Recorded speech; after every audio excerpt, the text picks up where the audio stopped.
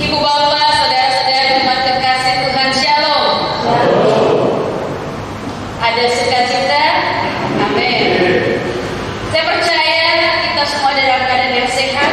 Karena itu kita mau diberkati oleh kebenaran firman Tuhan yang telah kita baca dari kitab Yakobus pagi ini. Bapak Ibu Saudara, mengawali khotbah saya mau bertanya kepada kita semua. Dalam hidup ini Bapak Ibu Saudara, lebih banyak mana kita mengalami pencobaan ataukah kita yang mencobai? Dicobai atau mencobai? Lebih banyak mana? Sama? Atau nggak tahu kita kalau kita selama hidup ini nggak pernah mencobai? Selalu kita bilang, kok cobaan ini datangnya bertubi-tubi? Artinya bahwa kita yang selalu jadi korban, kita yang selalu dicobai. Tapi sadarkah Bapak Ibu Saudara bahwa ternyata juga dalam sikap kita kadang kita mencobai Tuhan? Betul? Karena itu dalam hidup ini pasti ada cobaan dan juga ada pencobaan. Nah Bapak Ibu Saudara, kalau berbicara tentang cobaan, ini sepertinya negatif, ya, bahwa cobaan itu datangnya dari yang jahat. Karena tidak ada orang yang mau dicobai, betul. Tetapi kalau berbicara tentang ujian, ini sesuatu yang bernada positif, karena memuat pengharapan bahwa orang yang sudah lulus dalam cobaan-cobaan hidup, ia akan tahan uji. Dan ujian itu pasti akan dilihat sebagai batu loncatan untuk kita semakin tahan uji dalam menjalani hidup ini. Karena itu berbeda cobaan dengan ujian. Sama anak sekolah kalau mau naik kelas harus diuji dulu, apakah ia sudah mampu untuk naik level atau tidak. Nah dalam hidup beriman, hidup orang percaya juga seperti itu. Kadang ada ujian untuk melihat apakah iman kita berakar, bertumbuh dan berkuat, ataukah kita berjalan di tempat. Hari ini Yakobus menyampaikan pesannya tidak hanya kepada orang-orang yang ada di perantauan dan juga yang ada di Yerusalem, tetapi bagi kita semua yang ada di Sumatera yang muda ini. Kita juga adalah orang-orang perantau yang datang dari mana-mana tempat, dari Ambon, dari Batam, dari Manado, yang tinggal di Jawa, ya mungkin juga mendatang, ya misalkan yang di Magelang, Purworejo, Opa yang di Salatiga bisa tinggal di sini dan lain sebagainya. Nah dalam hidup sebagai orang perantau Bapak Ibu Saudara pasti penuh dengan perjuangan. Karena itu ada suka dan duka, ada ujian dan cobaan yang mengiringi perjalanan hidup kita. Sehingga hidup ini tidak mulus-mulus saja, tetapi suka duka itulah yang melengkapi kehidupan kita ketika kita mau berjalan di jalan yang benar. Kalaupun kita punya kerinduan untuk berjalan di jalan yang benar, tidak terlepas dari banyaknya tantangan dan cobaan. Karena cobaan Tuhan izinkan terjadi dalam hidup kita, itu juga sebagai ujian untuk kita bisa tetap bertahan di dalam kehidupan ini. Nah Bapak Ibu yang diberkati Tuhan, bacaan kita dari Yakobus pasal 1 ayat 12 sampai 15 ini, kalau di situ Lembaga Alkitab Indonesia memberikan judul pengujian dan pencobaan. Ini mau menyampaikan bahwa kalau cobaan itu bukan berasal dari Tuhan, tapi kalau ujian Tuhan izinkan itu terjadi supaya kita lebih tahan uji. Karena kenapa? Tuhan sendiri dicobai oleh iblis. Ingat peristiwa waktu Yesus selesai berpuasa 40 hari 40 malam. Di situ Roh Allah membawa Yesus ke padang gurun, dan di sana Yesus dicobai dalam 3 hal, dan ini juga menyangkut kebutuhan manusia. Yang pertama soal perut, soal makanan. Kalau kau anak Allah, rubah batu-batu itu menjadi roti. Tetapi Yesus mengatakan manusia hidup bukan hanya dari roti saja, tetapi dari setiap firman yang keluar dari mulut Allah. Cobaan yang kedua berbicara tentang jabatan, harta kekayaan. Iblis katakan kepada Yesus, dia bawa Yesus ke atas hubungan yang tinggi dan dia perlihatkan keindahan dunia. Wow, kemewahan dunia sangat menggoda. Iblis katakan kepada Yesus, lihat, semua itu akan diberikan kepadamu, asalkan engkau mau sujud menyembah. Tapi Yesus katakan, jangan mencobai Tuhan Allahmu. Kita hanya harus sujud menyembah kepada Tuhan Allah yang menciptakan kita. Karena yang menciptakan dunia dan segala kemewahannya adalah Allah. Karena itu yang lebih besar adalah yang menciptakan, bukan ciptaan. Karena itu Yesus melawannya dengan firman dan dia katakan, lenyap engkau iblis dari sini. Karena ada tertulis, hanya kepada Tuhan Allah sajalah kita harus beribadah. Dari peristiwa itu kita belajar bahwa kalau Yesus saja dicoba Bapak Ibu Saudara, apalagi kita anak-anak Tuhan. Tuhan bilang kalau Yesus dicobai, maka anak-anak waktu murid-murid itu juga akan dicobai. Tetapi yang menariknya di sini Bapak Ibu Saudara, bahwa Yesus dicobai, tetapi Yesus menang. Maka kita juga harapan kita, keyakinan kita sebagai anak-anak Tuhan, bahwa kalau Tuhan sudah mengizinkan kita dicobai, maka yakinlah bahwa kita juga akan menang melawan cobaan itu sebagaimana Yesus mengalahkan maut. Nah Bapak Ibu Saudara, bagaimana caranya supaya kita lepas dari cobaan hidup ini? Kita belajar dari Yakobus. Yakobus katakan bahwa jika Bapak Ibu Saudara dan saya mengalami cobaan, cobaan ini apa sih Bapak Ibu Saudara? Sakit penyakit itu enak atau tidak? Tidak enak. Ada yang bilang enak loh Mak. Kalau sakitnya sakit baik ya, kalau sakit tidak baik tidak enak. Itu adalah cobaan atau ujian, sakit penyakit. Banyak yang bilang, kok saya dicoba lagi ya dengan sakit penyakit, saya baru sembuh sakit lagi, suami saya baru sehat, anak saya sakit lagi. Banyak kita bilang itu sebagai cobaan, betul? Lalu pergumulan hidup, soal keuangan, apakah itu juga cobaan atau memang perjalanan yang harus kita lewati? Ya ada yang susah ya, cuma sakit penyakit yang susah. Kurang makan, kurang uang, kurang tidur, kurang jalan-jalan, kurang refreshing, itu cobaan atau ujian ya? Jangan dibuat-buat ya. Semuanya bilang cobaan, tapi ada yang kita bilang gini, kalau kita marah-marah, sabar, ini hanya ujian. Tapi kebanyakan orang mengatakan itu cobaan, dan pasti yang disalahkan Tuhan, bahwa kok Tuhan mau mencobai saya. Padahal tentu Bapak Ibu Saudara, semua yang tidak enak yang kita alami dan rasakan itu asalnya dari Tuhan. Kenapa? Karena firman Tuhan sendiri yang mengatakan dalam ayat 13 bacaan kita pagi ini, dikatakan bahwa berbahagialah orang yang bertahan dalam pencobaan, sebab apabila ia sudah tahan uji, ia akan menerima mahkota kehidupan yang dijanjikan Allah kepada barang siapa yang mengasihi Dia. Ayat 13 bilang begini, apabila seseorang dicobai, janganlah ia berkata bahwa pencobaan ini datang dari Allah. Kenapa? Sebab Allah tidak dapat dicobai oleh yang jahat, dan ia sendiri tidak mencobai siapapun. Sampai sini paham? Ngerti? Berarti Allah tidak pernah mencobai siapa? Umat manusia. Kalau Allah tidak mencobai kita, lalu pencobaan itu datang dari siapa Bapak Ibu Saudara? Ayat selanjutnya, umat bilang setan. Ayat 14 kita baca. Tetapi tiap-tiap orang dicobai oleh keinginannya sendiri. Nah itu jawabannya.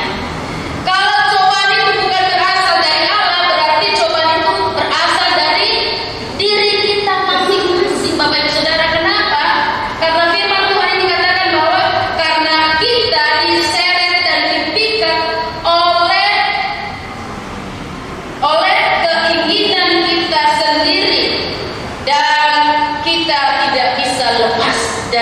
keinginan yang memikat itu. Nah, jadi jangan buru-buru salahkan Tuhan kalau kita sakit, kalau kita celaka, kalau kita sial, kalau kita mengalami hal yang tidak enak. Jangan cepat bilang Tuhan itu tidak adil. Tuhan, kenapa saya begini, begitu, dan begiono? Kenapa Tuhan izinkan ini dan itu? Tetapi coba koreksi diri kita, Bapak Ibu Saudara. Apakah kita benar-benar telah dipikat oleh keinginan kita yang tidak bisa dikendalikan, sehingga ini yang menjadi pencobaan bagi diri kita sendiri? Contoh ya, misalkan sakit penyakit. Kadang kita bilang kalau kita sakit itu cobaan dari Tuhan. Tetapi kalau kita lihat, perhatikan kembali ke diri kita, pola hidup kita, mungkin kita sakit ya karena keinginan kita tadi yang tidak bisa kita kendalikan. Sudah tahu kolesterol misalkan ya, darah tinggi, apa lagi sakit apa yang berat sini, asam urat, lalu makannya tidak dikontrol, makannya tidak dijaga, maka yang salah siapa? Jangan salahkan penyakit, jangan salahkan dokter, tetapi kembali lagi kepada diri kita, bahwa kita yang kurang hati-hati dengan kesehatan kita. Karena itu kita sendiri yang mencobai diri kita sendiri. Kita sendiri yang diseret oleh keinginan kita untuk melakukan hal-hal yang tidak dapat kita kendalikan. Karena itu firman ini bilang, jika engkau mengalami pencobaan, maka janganlah katakan pencobaan itu datang dari Tuhan. Karena belum tentu semua yang tidak baik itu datang dari Tuhan, tetapi justru mungkin dari diri kita sendiri. Lalu bagaimana supaya kita hidup di dalam ujian yang berkenan kepada Tuhan? Yaitu jalani hidup ini, Bapak Ibu Saudara, dengan tetap bersyukur kepada Tuhan. Apapun yang kita alami, ada cobaan, ada ujian, ada suka, ada duka, ada jatuh bangun, ada tantangan, pergumulan, apapun itu, lihatlah itu sebagai bagian dari cara Tuhan mengasihi kita. Amin. Karena kalau Tuhan mengasihi kita, Dia bilang tidak ada anak yang tidak dihajar oleh ayahnya. Berarti kalau kita ini adalah anak-anak Tuhan, Tuhan mau mengajar kita, Bapak Ibu Saudara, supaya kita hidup lebih serupa dengan Dia, agar hidup kita lebih disiplin lagi. Dan kalau Tuhan mengajar kita, itu berarti bahwa Tuhan masih peduli dan mengasihi kita. Sebagaimana kalau kita sayang kepada anak-anak kita, maka berulang-ulang kali kita harus mengingatkan dia dengan cara apapun. Rotan juga boleh, asalkan firman Tuhan katakan jangan inginkan kematiannya, karena rotan itu bisa mendidik ketika ia tidak mendengar lagi. Nah, kalau kita mengasihi anak kita, maka kita pasti menegurnya, kita pasti memperingatkannya, kita pasti mengajarnya. Demikian juga dengan kita. Tuhan menganggap kita adalah anak-anaknya, sehingga Ia mau mengajar kita agar hidup kita tidak menjadi anak-anak gampangan. Tetapi dalam hidup ini, setiap orang harus taat uji dalam segala hal. Apapun kondisinya, tidak ada alasan. Menyerah bukanlah jalan keluar, apalagi mundur dan keluar dalam perjalanan hidup ini.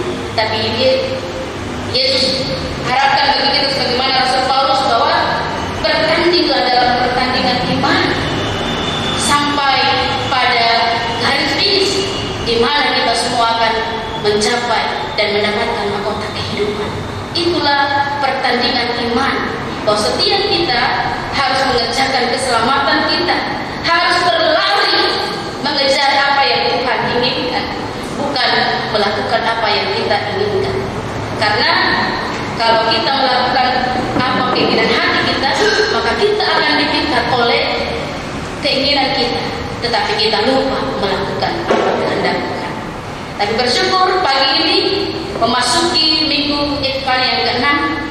Kalau minggu lalu kita belajar bagaimana anugerah Allah itu, Tuhan Allah itu adalah Allah yang setia, Allah yang pengasih dan penyayang, maka kasih setianya ditunjukkan lewat proses kehidupan hari ini, bahwa kita sebagai anak-anak Tuhan harus siap diproses, harus siap diuji, seperti permata yang terus menerus dipoles sampai benar-benar murni.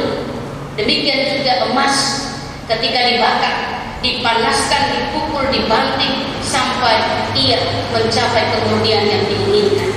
Nah, hidup kita juga seperti itu Bapak Ibu Saudara. Tuhan izinkan sakit, penyakit, hal-hal yang tidak enak, kepedihan, sukacita, duka cita, tertawa, menangis, senang, sedih, itu mewarnai kehidupan kita.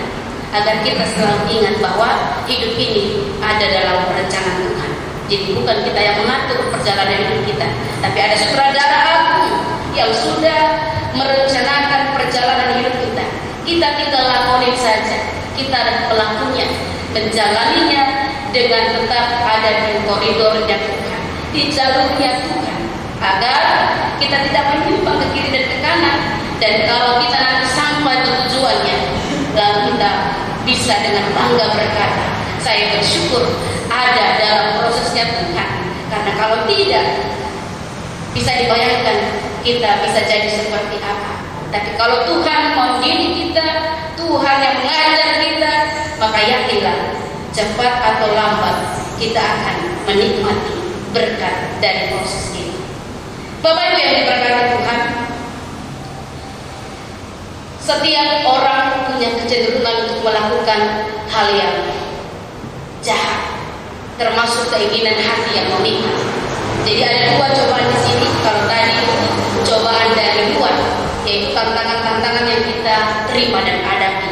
Tetapi ternyata ada juga cobaan dari dalam diri sendiri, seperti yang timbul dari dalam hati. Kalau kita baca Injil Matius pasal 7, di situ dikatakan bahwa dari hati timbul segala perzinahan, iri hati, kebencian, sakit hati, kepahitan dan lain sebagainya. Cinta uang, korupsi, zina dan kejahatan-kejahatan yang memikat kita di dunia ini. Nah, itu adalah cobaan dari dalam diri. Nah, inilah yang harus dilawan Bapak Ibu Saudara, yang harus dihilangkan dari dalam diri kita. Kenapa? Karena kalau misalkan salah satu contoh cobaan yang datang dari dalam diri sendiri, yaitu keinginan untuk cepat kaya, itu berbahaya Bapak Ibu Saudara. Karena firman Tuhan sendiri katakan, mari kita buka yang bawah kitab surat 1 Timotius pasal 6 ayat 9 bilang apa? Bapak Ibu yang sudah dapat boleh baca. Kenapa pencobaan dari dalam ini harus kita lawan dan kita hilangkan? Karena salah satu dari cobaan dari dalam ini sangat berbahaya Bapak Ibu Saudara. 1 Timotius 6 ayat 9 bilang apa? Boleh? Tetapi mereka yang belum kaya terjatuh di dalam pencobaan, di dalam jerat dan di dalam berbagai nafsu yang tampak dan yang mencelakakan, yang meninggalkan manusia ke dalam kebutuhan dan kebinasaan. Jadi 1 Timotius 6 ayat 9 ini dikatakan bahwa tetapi mereka yang ingin kaya terjatuh ke dalam pencobaan, jatuh ke dalam jerat dan jatuh ke dalam berbagai nafsu yang hampa dan yang mencelakakan, yang menenggelamkan manusia ke dalam keruntuhan dan kebinasaan. Jadi hanya satu cobaan, yaitu cinta uang, ingin cepat kaya. Ini adalah cobaan dari dalam diri sendiri. Dan keinginan untuk kaya ini Bapak Ibu Saudara ternyata membawa kita ke dalam jerat dan berbagai nafsu yang hampa, yang mencelakakan, yang menenggelamkan dan membinasakan serta meruntuhkan. Wow, sudah celaka, sudah runtuh, sudah terjerat, sudah tenggelam, tinggal ditimbun aja, binasa dia. Tidak ada lagi jalan kebaikan ketika cobaan dari dalam itu menjadi bagian hidup kita. Karena itu dikatakan dalam hidup ini jangan mencobai diri sendiri dengan keinginan yang menjerat, yaitu ingin cepat kaya. Keinginan yang ingin cepat kaya menghalalkan segala cara, melihat itu mau, lihat ini mau, lalu menginginkan apa yang orang lain punya, padahal belum saatnya menjadi milik kita. Nah, ini keinginan yang memikat Bapak Ibu Saudara.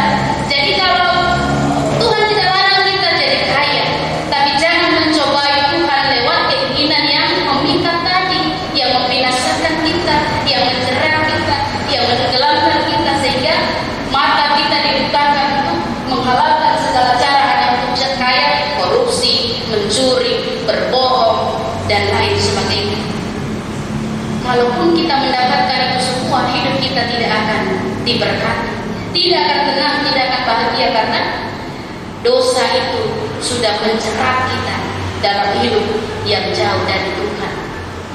Karena itu jangan mencobai Tuhan lewat keinginan-keinginan yang di luar kemampuan kita. Kalau kita punya pendapatan untuk itu, syukuri itu.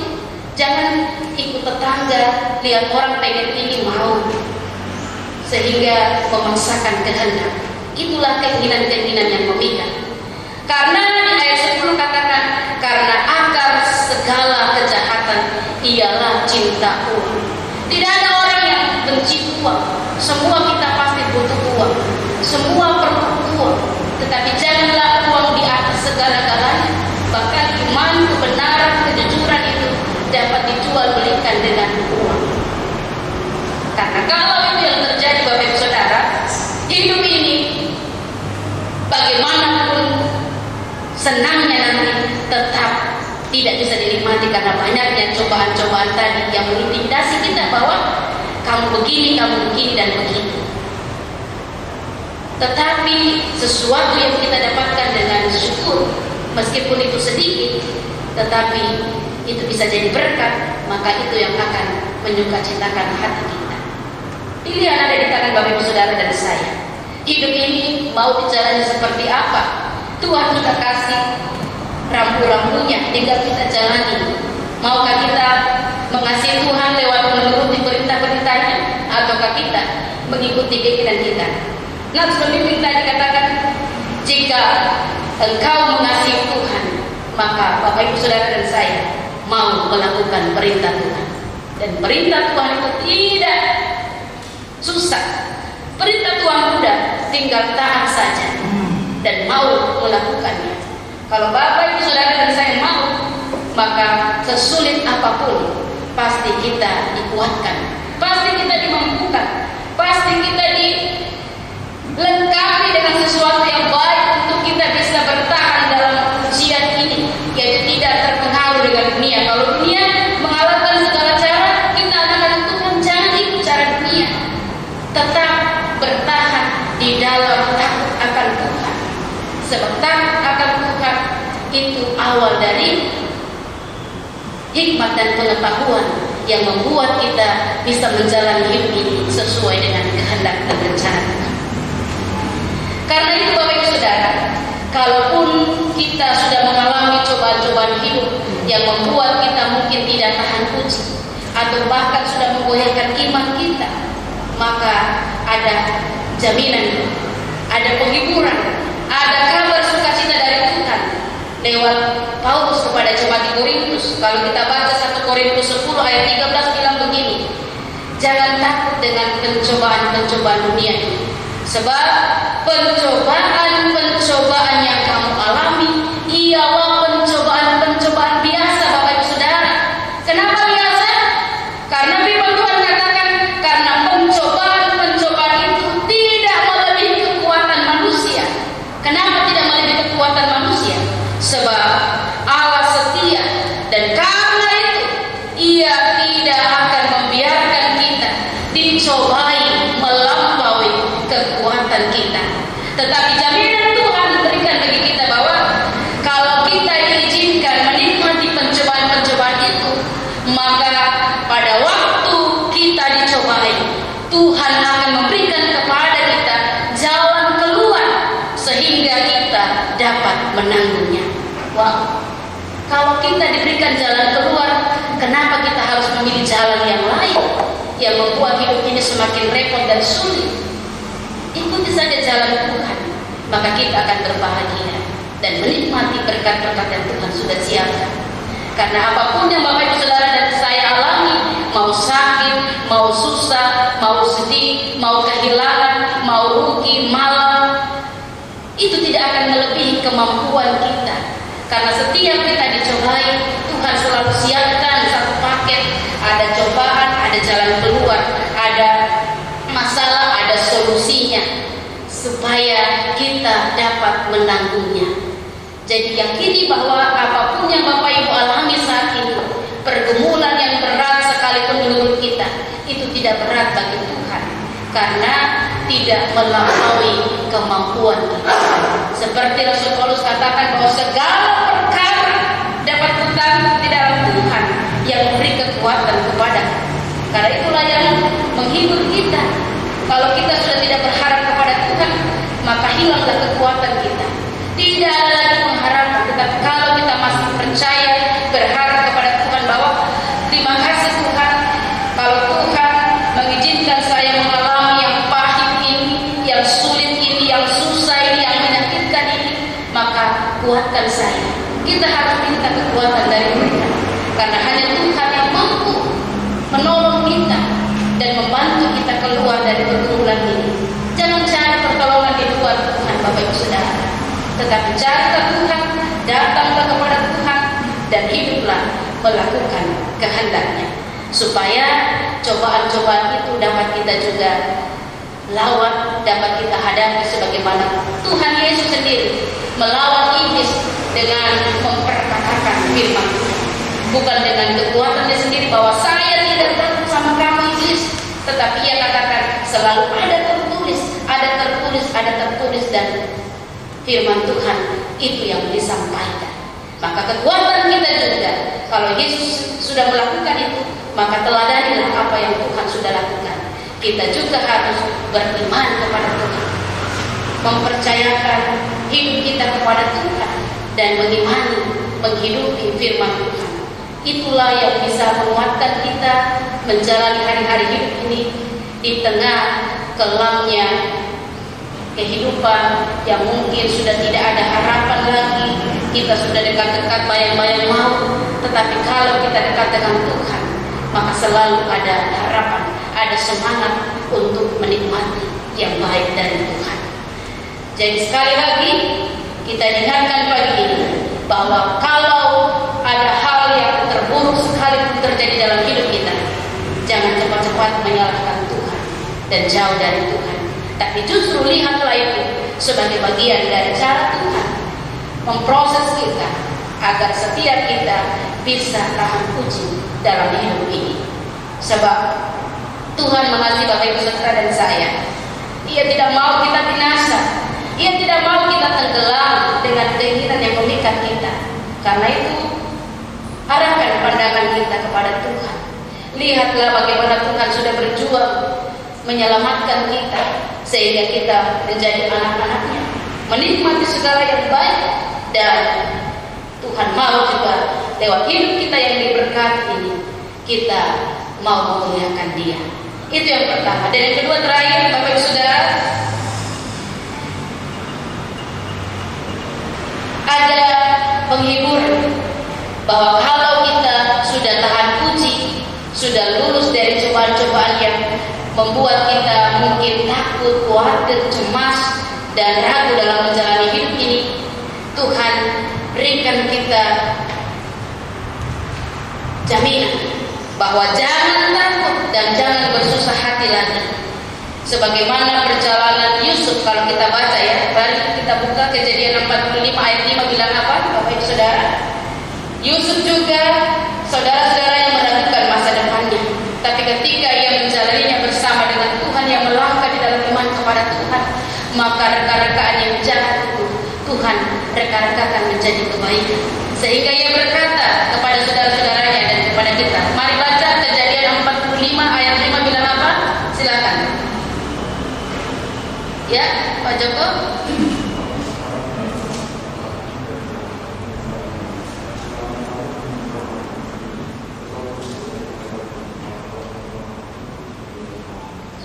Jadi ini perkataan iman dari Yusuf yang menegarkan, yang menghiburkan hati saudara-saudaranya. Ia berkata, tetapi sekarang janganlah bersusah hati dan janganlah menyesali diri karena kamu menjual aku ke sini, sebab untuk memelihara kehidupanlah Allah menyuruh aku mendahului kamu. Inilah yang patut kita teladani, Bapak Ibu Saudara. Wah, itu langkah iman seperti Yusuf, bahwa meskipun dia mengalami kehidupan yang tidak menyenangkan, diperlakukan tidak adil oleh saudara-saudara kita, mungkin kita diperlakukan tidak baik oleh suami kita, oleh istri kita, anak-anak kita memberontak kepada kita, tetapi lihatlah ini sebagai sesuatu yang positif. Sebagaimana Yusuf bilang, memang penyesalan itu selalu datangnya terlambat ya. Kalau di depan namanya bukan penyesalan, tetapi pintar pendaftaran. Jadi sudah terjadi dulu baru kita menyesal. Tetapi Yusuf sekali lagi bilang, mau menyesal, mau apa kek, mau ini, tidak usah lagi bersusah hati. Jangan lagi saling menyalahkan, tetapi lihat ini sebagai bagian dari rencana Tuhan, bahwa justru Tuhan sudah merancangkan Yusuf sengaja dibuang, dijual, supaya dia mendahului saudara-saudaranya sampai ke Mesir, dan dia diangkat menjadi orang kepercayaan nomor 2 di bawah Firaun, supaya menyelamatkan bangsanya dan semua bangsa. Nah, kalau kita juga mungkin diizinkan sakit lebih dulu dari yang lain, Tuhan bilang bahwa jangan menyesal, jangan bersusah hati, jangan marah kepada diri sendiri. Kok saya sudah jaga kesehatan, kok masih sakit? Orang itu biasa-biasa saja hidupnya, malah jorok, malah tidak sehat, tetapi justru nggak sakit-sakit. Jangan begitu. Tetapi lihat itu bahwa Tuhan mengizinkan Bapak Saudara dan saya untuk lebih dulu merasakan sakit, supaya bisa menjadi berkat bagi yang lainnya. Supaya kalau ada yang melakukan begitu juga kita nyata, jangan makan ini, jangan minum itu, jangan begini, karena nanti sakit seperti saya, ya kan? Saya ingat jadinya, saya jadi cerita, minta maaf ini mau Prancis, jadi cerita di sini.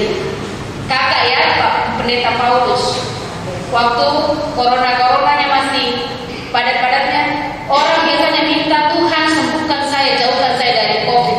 Ini malah doanya minta kena corona. Ada nggak di sini seperti itu? Aneh kan? Aneh tapi nyata ada. Lalu benar Tuhan izinkan Pak Paulus itu kena COVID. Supaya apa tujuannya? Supaya dia bisa membantu orang-orang yang terkena COVID, karena yang butuh plasma ini kurang ya. Jadi dia membeli diri supaya dia mengalami sendiri bahwa ternyata kena COVID itu tidak enak. Sudah ada ambang bayang-bayang maut, tetapi Tuhan mengizinkan dia sembuh karena niatnya baik untuk menolong yang lain. Nah, mungkin kita juga begitu. Kita izinkan celaka dulu, sakit dulu, bangkrut dulu, menderita dulu, supaya ada pengalaman yang kita menceritakan, kita bagi kepada yang lain, bahwa kalau dengan cara itu kita tidak berhasil, tapi ketika kita sudah melewatinya, maka kita bisa jadi berkat. Kita bisa cerita bagi yang lain bahwa coba cara ini dan lakukan yang ini, pasti bisa. Jadi lihat itu sebagai cara Tuhan merancangkan yang baik. Sebagaimana Yusuf, ia katakan bahwa jangan bersusah hati lagi, janganlah saling menyesali dan saling menyalahkan, tapi lihatlah sebagai berkat bagian dari hidup ini, bahwa justru Tuhan mengizinkan saya dijual ke Mesir supaya saya menyelamatkan suatu bangsa. Jadi kalau kita diuji, berarti ada maksud Tuhan dalam hidup kita, supaya kita juga kuat dan menjadi berkat bagi yang lain. Kalau tidak ada yang memulai, maka kita tidak akan pasti bisa tahu, dan orang lain pun tidak akan tahu. Karena itu siap-siap alami bagaimana cara Tuhan proses kita. Nikmati prosesnya dan lihat hasilnya, maka kita akan memuliakan Tuhan bahwa sungguh pencobaan-pencobaan ini memang tidak melebihi kekuatan saya, tetapi kita dikatakan orang yang berbahagia. Sebagaimana firman Tuhan katakan bahwa berbahagialah orang yang jatuh dalam berbagai-bagai pencobaan, karena jika kita sudah tahan uji, kita akan kuat dan kita akan memperoleh pengharapan. Itu kata Rasul Paulus kepada jemaat di Roma. Kalau kita baca Roma pasal 5, bahwa penderitaan itu, kesengsaraan itu menimbulkan tahan uji, dan tahan uji itu menimbulkan pengharapan, dan pengharapan di dalam Tuhan tidak mengecewakan. Dia sudah buktikan, makanya dia bilang sama kita supaya kita juga mengalami dan menikmati dan melakukan hal yang sama.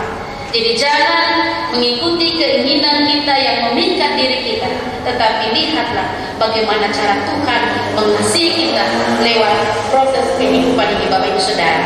Sebab jika kita menderita karena Kristus, jika kita menderita karena nama Kristus, Tuhan bilang maka itu adalah kasih karunia, itu adalah anugerah.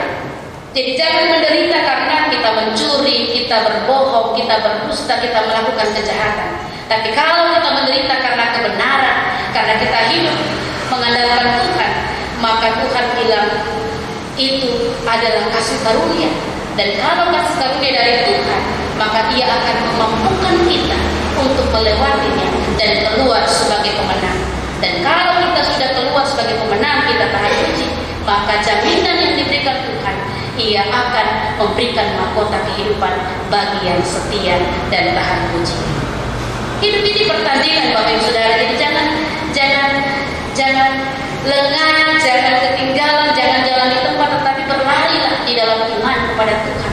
Karena masing-masing kita mempertanggungjawabkan iman kita kepada Tuhan. Kita masuk surga ini bukan rombongan-rombongan. Kita nggak punya orang dalam. Misalkan suami kita, istrinya, anaknya pasti selamat, tidak. Tapi masing-masing kita yang punya hubungan ini dengan Tuhan, itulah yang menjadi jaminan atau tiket kita untuk menikmati kebahagiaan bersama Bapa di surga. Sebagaimana Rasul Paulus katakan kepada jemaat di Roma 8 ayat 18, katakan bahwa sebab aku yakin bahwa penderitaan zaman sekarang ini tidak dapat dibandingkan dengan kemuliaan yang akan dinyatakan kepada kita. Jadi kalau kita setia di dalam ujian dan cobaan dalam hidup ini, ujian dan cobaan tidak sebanding nanti Bapak Ibu Saudara dengan upah yang kita terima, janji yang kita akan peroleh ketika kita sudah tahan uji yang Tuhan sudah siapkan bagi kita. Sebagaimana Rasul Paulus katakan bahwa sebab aku yakin bahwa penderitaan zaman sekarang ini tidak dapat dibandingkan dengan kemuliaan yang akan dinyatakan kepada kita. Seperti kata bilang, biarlah tubuh kita binasa tetapi jiwa kita selamat. Karena apa gunanya kita memiliki dunia ini tetapi jiwa kita merana, jiwa kita tidak selamat, jiwa kita binasa. Tetapi tidak apa-apa kita jatuh bangun dalam pencobaan ini, dalam ujian ini, tetapi apa yang kita alami di dunia ini tidak sebanding dengan apa yang kita akan terima pada waktu Tuhan menyatakan keadilannya. Jadi nikmati, kejar mahkota yang Tuhan siapkan itu, sehingga itu yang memotivasi kita untuk walaupun jatuh bangun kita bangkit lagi, kita gagal kita coba lagi, kita jatuh kita bangkit lagi, dan jangan menyerah. Karena kalau sudah menyerah maka tidak ada lagi harapan. Tapi selama kita mau datang kepada Tuhan, maka selalu ada jalan keluar sehingga kita dapat melewati cobaan, tantangan, ujian dan suka duka hidup ini dengan kekuatan dari Tuhan. Sebagaimana janji Tuhan katakan, pikullah yang kupasang dan belajarlah daripadaku, karena aku lemah lembut. Seperti lagu PKN tadi, kasih yang lemah lembut itu yang Tuhan nyatakan bagi kita.